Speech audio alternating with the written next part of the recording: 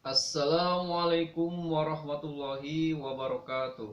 Alhamdulillahirabbil alamin wassalatu wassalamu ala asyrofil anbiya'i wal mursalin wa ala alihi washabihi azmain.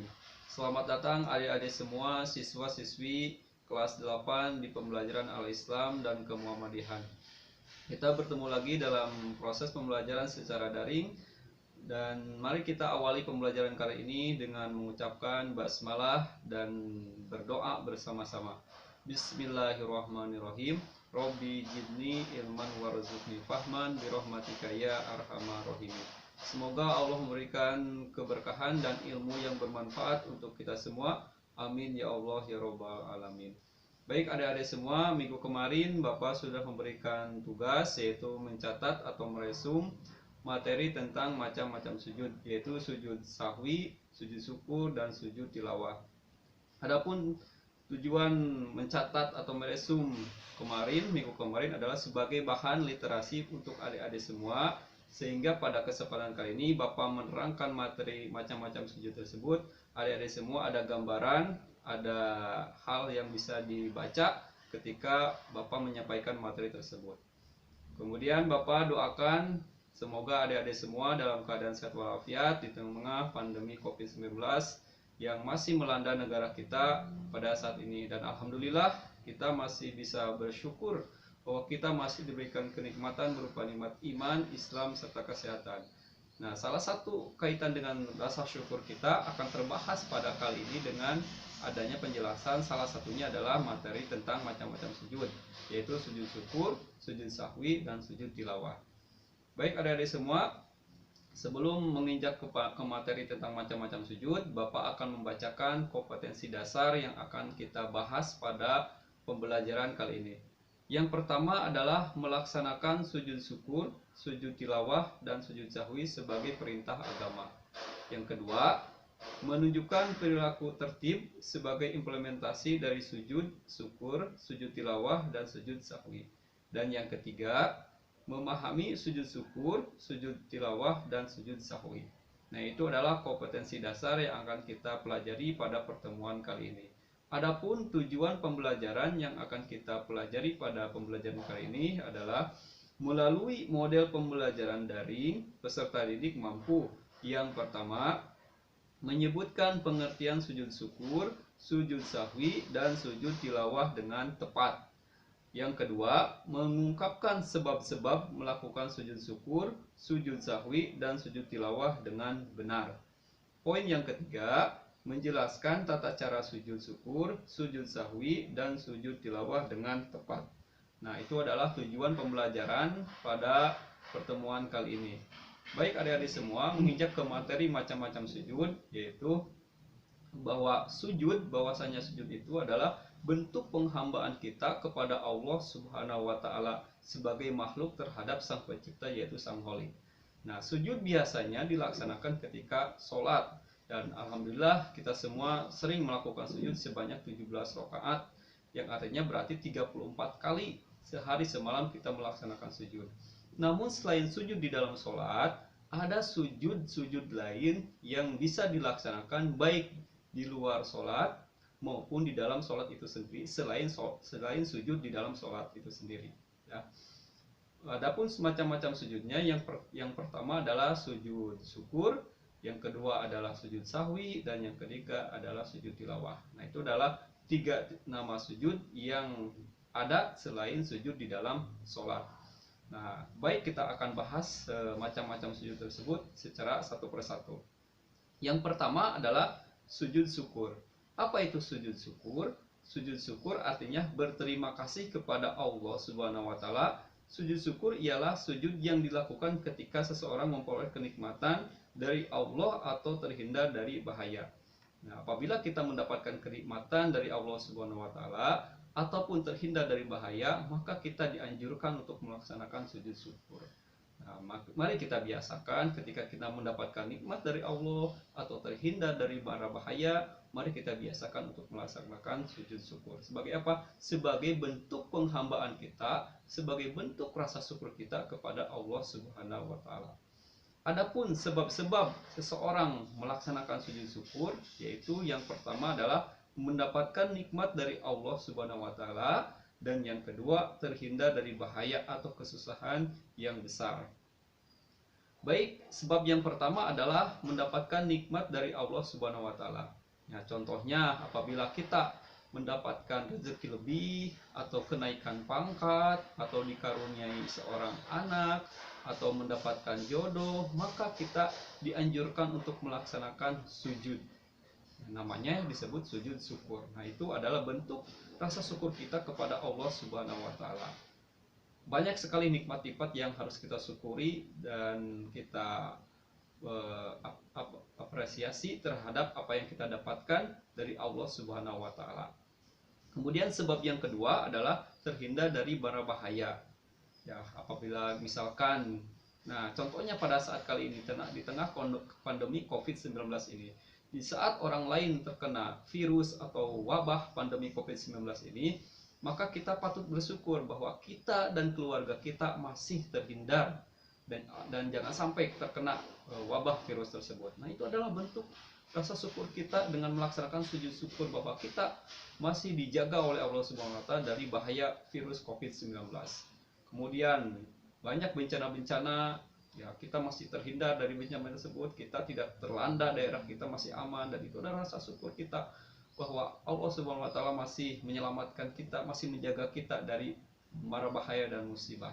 Dan itu adalah bentuk yang harus kita lakukan dengan cara apa? Dengan cara sujud syukur. Nah, kemudian bagaimana tata cara sujud syukur itu? Nah, dalam masalah fikih, sujud syukur tidak disyariatkan menghadap kiblat dan dalam keadaan suci, karena sujud syukur bukanlah sholat. Jadi tidak perlu menghadap kiblat, tidak perlu dalam keadaan suci atau dalam keadaan berwudu. Namun apabila kita dalam menghadap kiblat ataupun dalam keadaan suci, itu lebih utama, itu lebih baik dalam melaksanakan sujud syukur. Contohnya saja seperti apa? Seperti pemain bola, ya. Banyak pemain bola atau pemain-pemain muslim yang merayakan golnya atau selebrasi golnya dengan cara sujud syukur. Padahal si muslim tersebut, si pemain bola tersebut tidak dalam keadaan suci atau berwudu ataupun tidak menghadap kiblat. Nah, itu juga tidak apa-apa, karena yang namanya sujud syukur dilaksanakan secara spontanitas ketika kita mendapatkan kenikmatan ataupun terhindar dari mara bahaya. Tapi alangkah lebih baiknya, lebih utamanya kita dalam keadaan suci dan menghadap kiblat itu lebih utama. Namun ketika dalam keadaan tidak suci ataupun tidak menghadap kiblat itu juga tidak apa-apa, karena yang namanya sujud syukur itu sifatnya spontanitas atau reaktif terhadap kejadian atau hal-hal yang kita alami pada saat itu.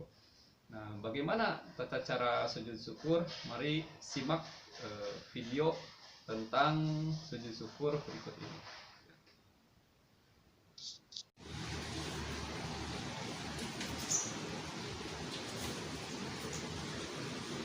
Selamat Anda mendapatkan hadiah umroh. Alhamdulillahirabbil alamin.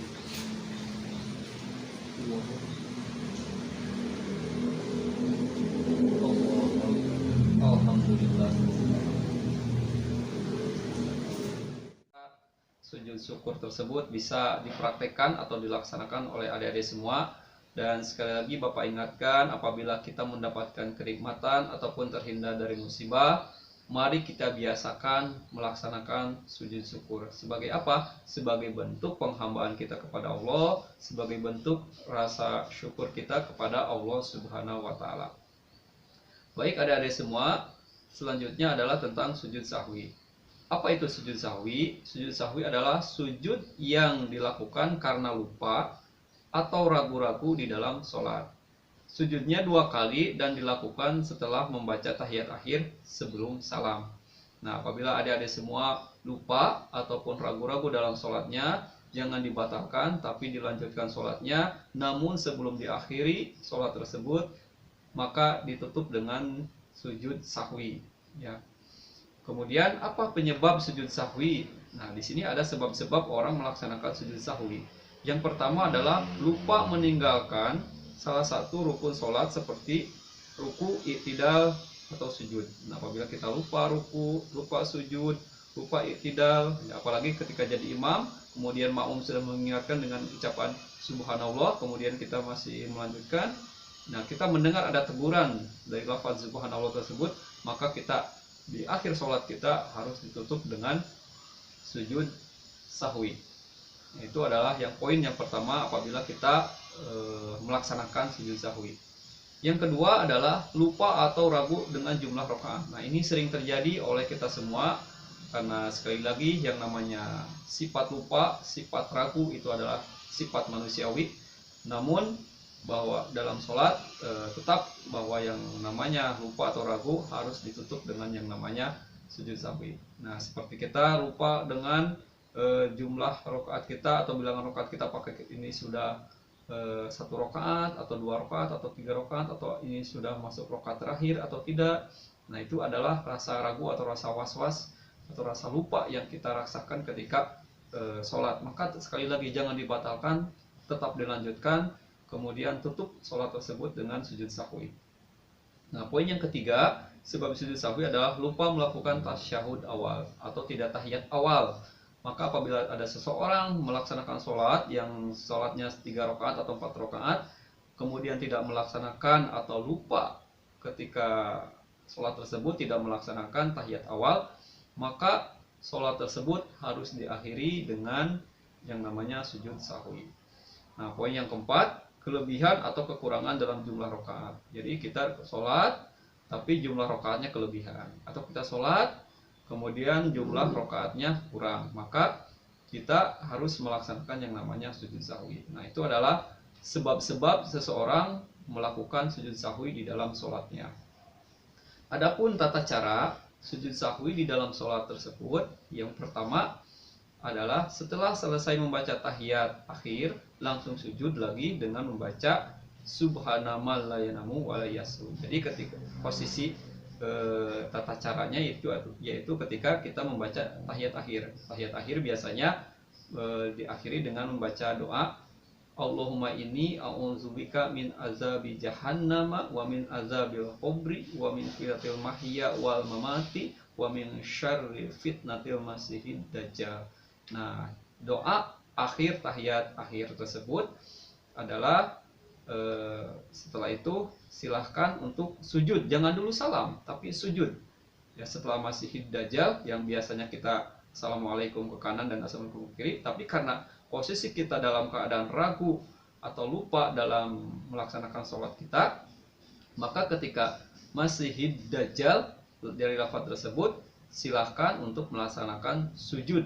Nah, sujud yaitu dengan mengucapkan subhanamal la yanamu wa la yasu. Nah, itu yang disebut dengan sujud sahwi ya, yang artinya sendiri Maha Suci Allah yang tidak tidur dan tidak lupa. Nah, itu adalah mengingatkan bahwa ada suatu zat yang tidak akan pernah lupa dan tidak akan pernah tidur, yaitu Sang Khalik, yaitu Allah Subhanahu wa taala. Sedangkan manusia adalah makhluk Allah Subhanahu wa taala yang memiliki sifat lupa dan tidur. Makanya di sini adalah bentuk rasa keagungan terhadap Allah Subhanahu wa taala yang zat yang tidak pernah lupa dan tidak pernah tidur. Nah, yang kedua, setelah sujud, bangun dari sujud disertai dengan mengucapkan takbir seperti sujud biasa saja ya. Sujud pertama, kemudian takbir lagi Allahu Akbar. Kemudian duduk sebentar seperti duduknya di antara dua sujud ya. Tidak perlu membaca apa-apa, kemudian sujud lagi, kemudian membaca subhana malayanamu walayasu. Setelah itu bangkit lagi Allahu Akbar, duduk, kemudian lalu mengucapkan salam, yaitu assalamualaikum ke kanan dan assalamualaikum ke kiri. Nah, itu adalah tata cara bagaimana kita melaksanakan sujud sahwi ketika lupa atau ragu di dalam sholat. Untuk lebih jelasnya, adik-adik semua silahkan simak video yang Bapak buat tentang tata cara sujud sahwi ketika kita lupa atau ragu di dalam sholat. Mari simak bersama-sama. Allahumma inni a'udzubika min azabi jahannam wa min azabil qabri wa min fitnatil mahya wal mamati wa min syarri fitnatil masihid dajjal. Allahu Akbar.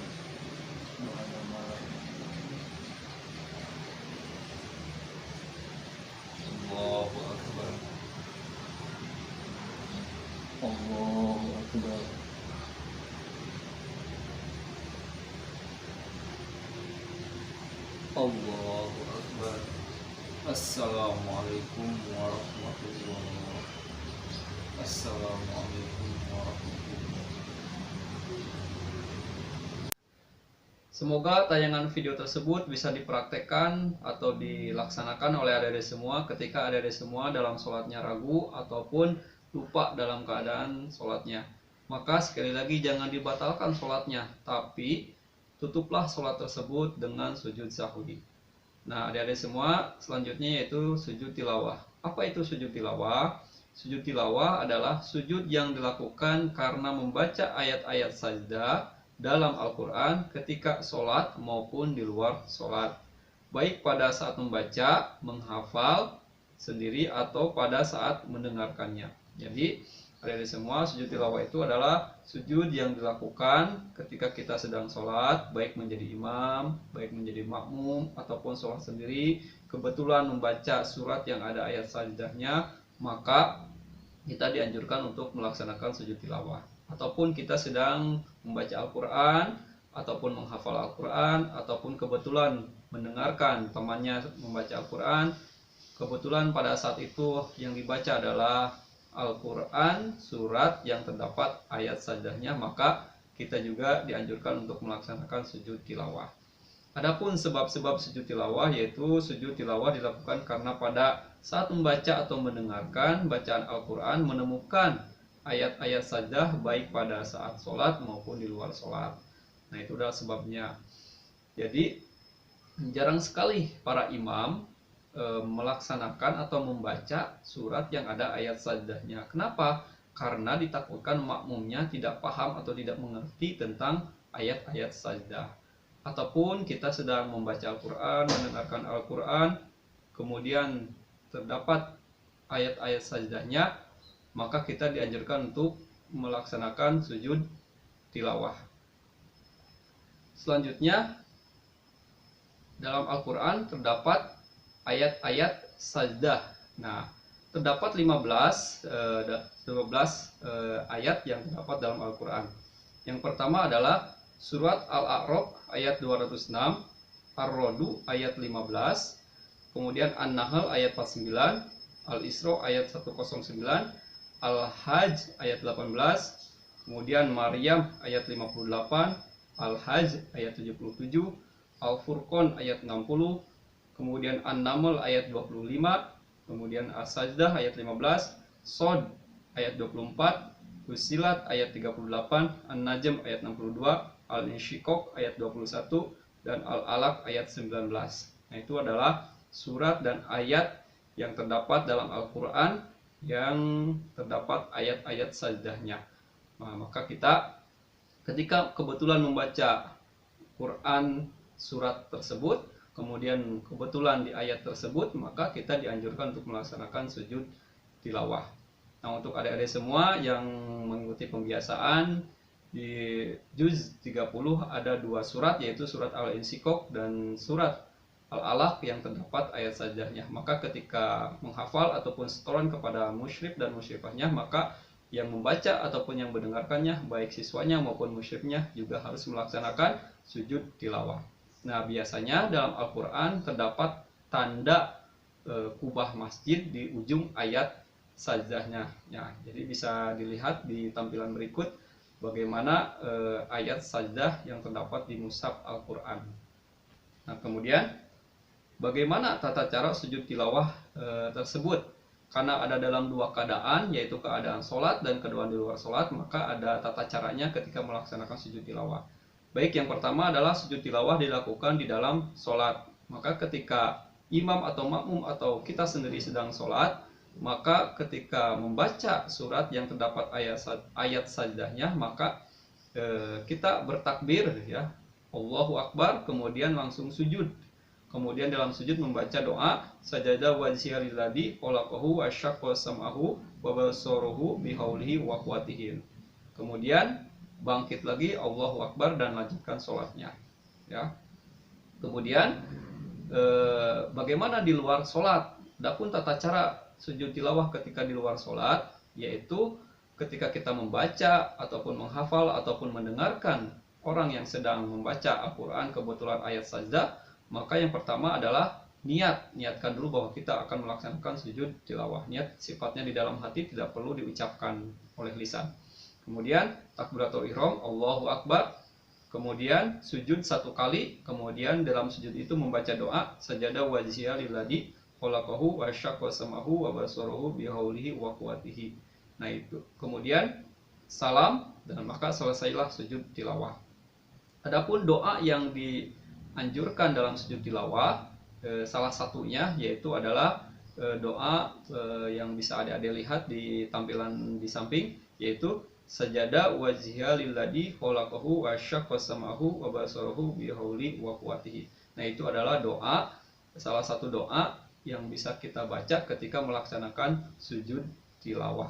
Nah untuk lebih jelasnya silakan adik-adik simak bagaimana tata cara sujud tilawah ketika di dalam sholat dan ketika di luar sholat. Mari simak video tentang sujud tilawah berikut ini.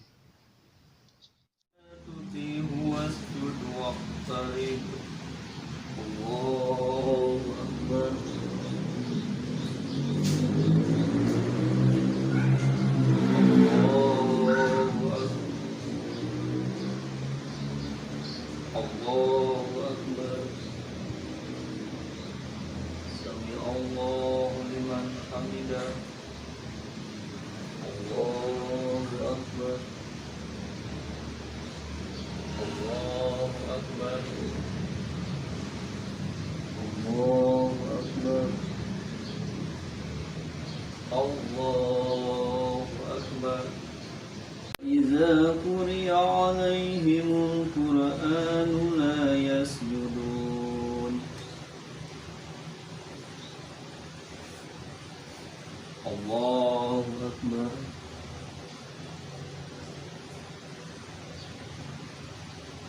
الله أكبر. السلام عليكم ورحمة الله. السلام عليكم.